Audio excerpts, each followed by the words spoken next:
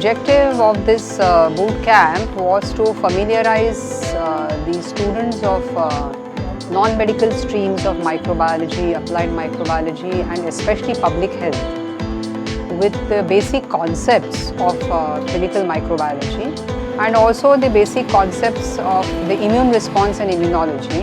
It is extremely helpful for the public health students especially more than other microbiology because infectious diseases form a large problem in public health.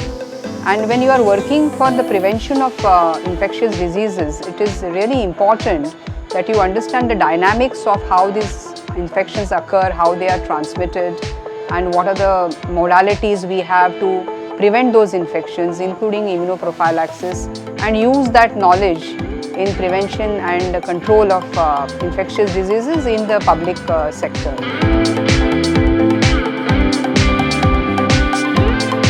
Compared to the Western countries, developed nations, public health is a much neglected area in India.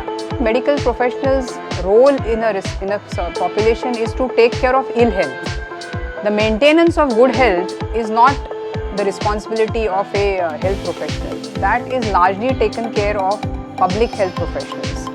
And unfortunately in this country, we have a very lack of good trained public health professionals. So if we have extensive and good training in public health professionals, what will happen is the disease burden itself will be reduced. Students who opt for this career, in the AIPHU, and I also hope that AIPHU itself has a scope of growing as a center of excellence in Eastern India, especially Orissa or Bhubaneswar, because it can easily become an institute of national eminence if it is given the right kind of nurturing and opportunities.